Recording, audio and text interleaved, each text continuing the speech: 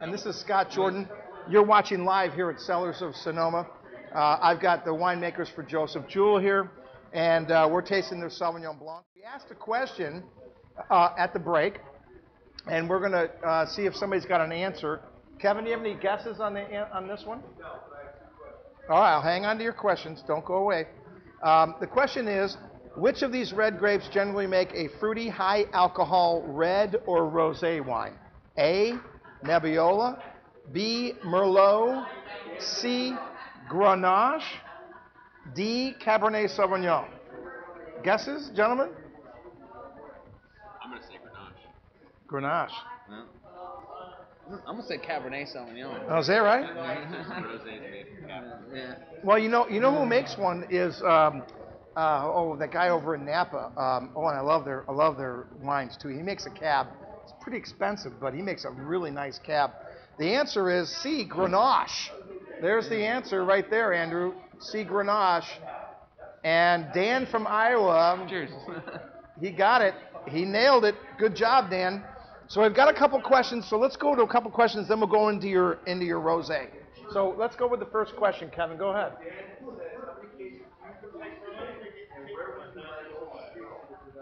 All right. So the question is from Kevin, our moderator, but it came from Dan from Iowa. How much production do you do now, and really, where do you want to go from here? I mean, tell them.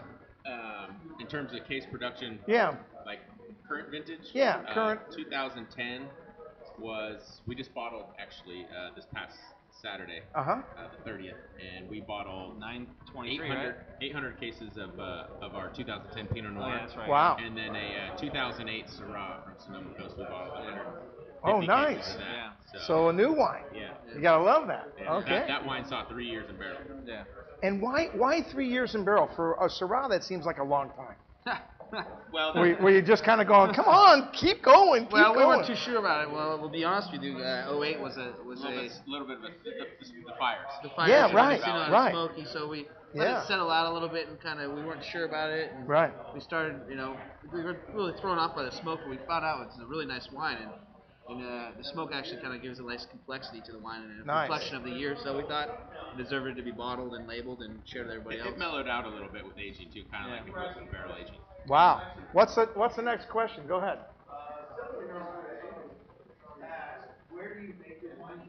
Okay, so the question is from the cellar mystery.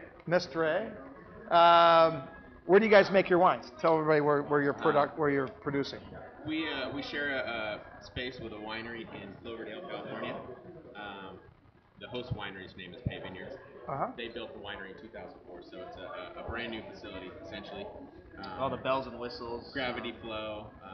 All right, so explain gravity flow, because there aren't a ton of wineries that do gravity flow. I mean, there's got to be some big time setup to make that happen. Yeah, well, it's just. Or you got a big giant hole in the floor. Real exactly. So simple is it starts up top and it goes down below. All right, but break it down. Break it down even more. So fermentation. So from fermentation tank, right? Yeah, there's a hole in the concrete that goes down the barrel room. So literally we hook up, and there's actually screens behind the fermenters. So we can just open a valve, go straight down into the barrels without any pump. No pumping. Yeah, it's actually pretty simple. Wow. It's yeah, so easy. they built the winery on level ground, and then they dug out a huge hole for the barrel room, which is basically ground level or below. And then the fermentation tanks are at ground level. Wow. And all the processing of the fruit and the fermentations happen on that level. And once we need to move the wine, we can basically use the fact that the barrel room is below the fermentation room. Right. Gravity will allow the wine to flow downstairs. So can we get a shot of that at some point as we get near the production? Yeah, absolutely. All right, we're going to go live right from their location soon. So that'll be great. I love that. Yeah. Excellent. Well, let's go to the next wine. And this is a big, big favorite in our house.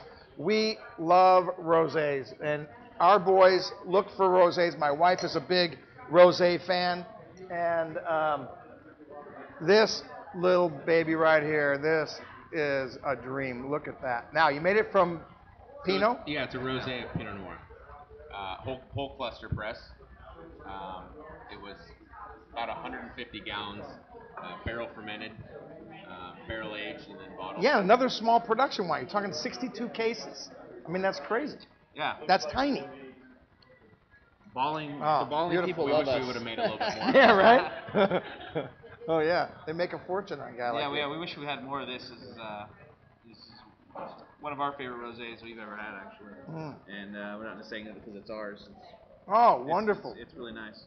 I'm a really big rosé fan. I don't like that there's a nasty name for it, but we'll call it skunky nose, but it's that cat varietal. Yeah. That I don't really like, although the finish is pretty good. You know what I'm saying? There's a lot that are like that, and this doesn't have that. It's really more fruit-driven than that cat aroma.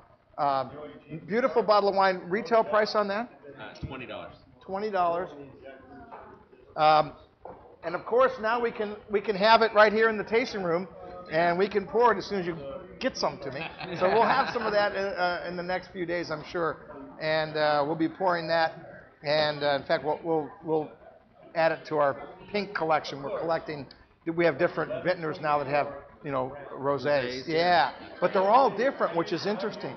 I mean, they're all dramatically different. Yeah. And so that's a beautiful bottle of wine, $20. And Kevin, did you have another question? You told me you had a bunch of questions. Oh. What does that mean? All right, you got another question? All right.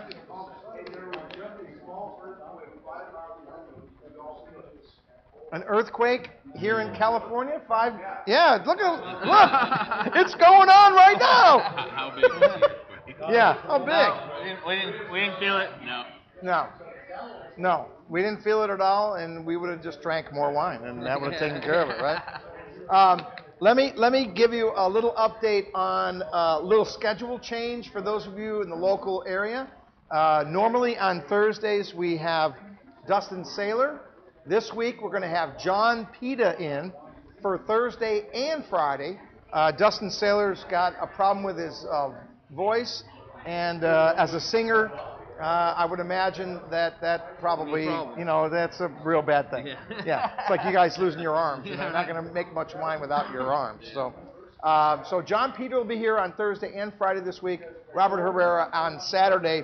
And tonight I'm going to unveil the calendar that we've got coming up. I have this place chock full of winemakers all month long into the second week of September. In fact, it's even worse than it. It's into the fourth week in September. So you gotta love it. We're gonna have winemakers every night on the TV Tuesday live broadcast moving forward. Gotta love that. And you guys are the start of that with your wines today. Gotta love it. Okay, so rosé, beautiful buy, excellent price, fantastic bottle of wine. We're gonna take a quick break, and those of you watching live, don't go anywhere because you don't have to, because we're going to answer this question, though, on the back side of the break. And I hear this a lot. It's a relatively simple question, but I do hear it a lot. And the question is, what are legs? A, the lines a wine leaves on your glass. B, the aging potential of a wine. C, another name for pits and stems. Legs, pits and stems. That's interesting. Or D, a winemaking additive. What are legs? We're going to answer that. We'll be right back, and we'll answer that question.